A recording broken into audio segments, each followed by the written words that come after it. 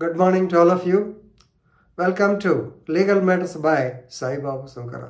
ఇది professional ethics వాళ్ళకి ఉపయోగపడే వీడియో.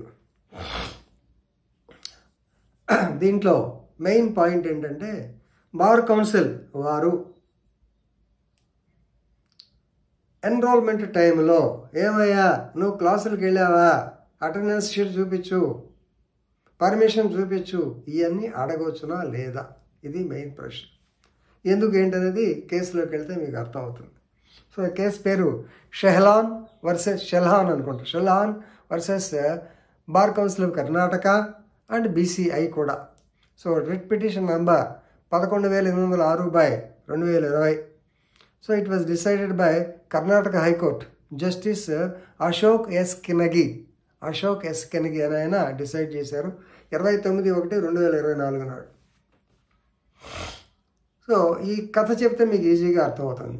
ఈ యొక్క షెల్హాన్ అనే అతను పోనీ ఏదో పేరు మార్కు అతను మన principal senior civil judge Bidar కోర్టులో టైపిస్ట్గా పనిచేస్తూ ఉండేవారు.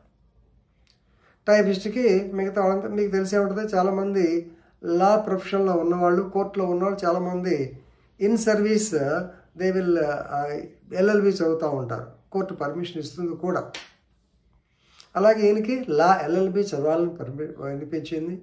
సో అతను వాళ్ళ యొక్క కన్సర్న్ అధికారి ద్వారా జిల్లా జడ్జ్ పీడీజీ అంటారు, principal district and session judge బీదర్ని అప్రోచ్ అయితే వారు పర్మిషన్ ఇచ్చారు. ఆ పర్మిషన్ ఇస్తూ నీ యొక్క చదువుకు ఆటంకం కలగకుండా ఈ డ్యూటీ చేయి అని చెప్పి వేరే డ్యూటీ అలాట్మెంట్ చేయడం జరిగింది. ఆ తర్వాత ఆయన లా కంప్లీట్ చేశారు. ఉద్యోగం అంతా అయిపోయిన తర్వాత రిటైర్మెంట్ అసిస్టెంట్ రిజిస్ట్రార్గా రిటైర్ అయ్యారు. ఆ తర్వాత ఎన్రోల్మెంట్కి వచ్చారు. ఈ ఎన్రోల్మెంట్కి వచ్చే టైంలో ఇప్పుడు అసలు పాయింట్ వచ్చింది.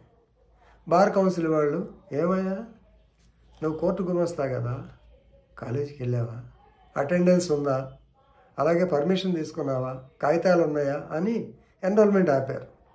ఇది సమస్య. Can they stop it or not? This is the main question. ఎందుకంటే whether he attended the course or not is different thing. ఖచ్చితంగా ఎల్ఎల్బి డిగ్రీ వచ్చింది, ప్రొఫెషనల్ సర్టిఫికేట్ ఉంది, కాన్వకేషన్కి వెళ్ళాడు, కాన్వకేషన్ సర్టిఫికేట్ ఉన్నది.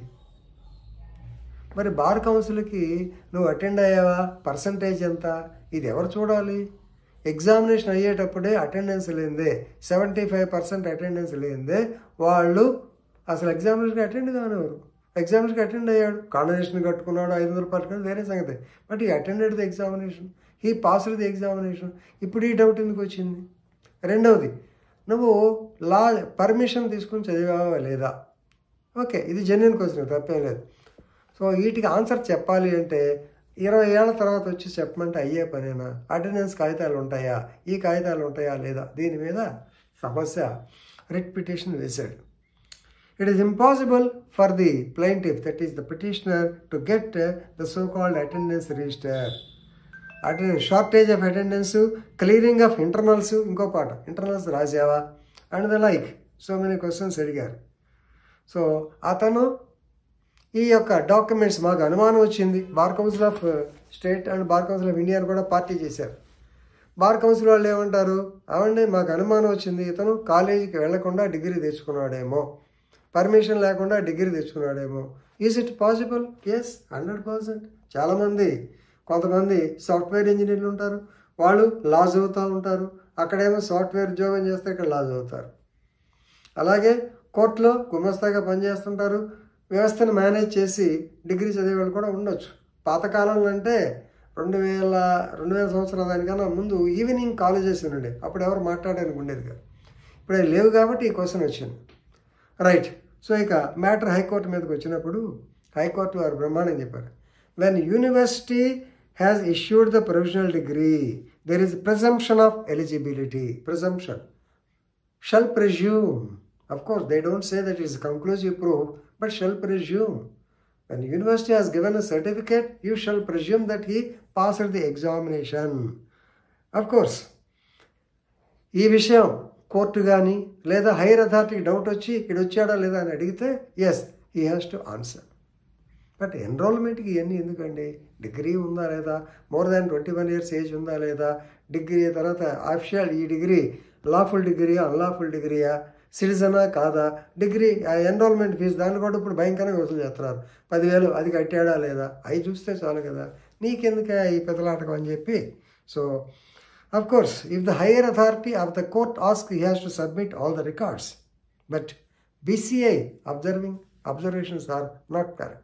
So, ఇతని యొక్క రిట్ అలౌ చేస్తూ reconsideration once again think over the matter అని చెప్పి వారి యొక్క బార్ కౌన్సిల్ యొక్క విజ్ఞతకే వదిలేశారు. మంచి జడ్జిమెంట్ ఇది. ఎందుకంటే ఇది సహజంగా చాలా సందర్భాల్లో వస్తుంటుంది. ఖచ్చితంగా మీరంతా దీన్ని తెలుసుకోవాలని పర్టికులర్లీ యంగ్ అడ్వకేట్స్ మీకోసమే ఈ వీడియో చేశాను. ఒకసారి 2 సార్లు చూడండి, మీకు అర్థమవుతుంది. Thank you.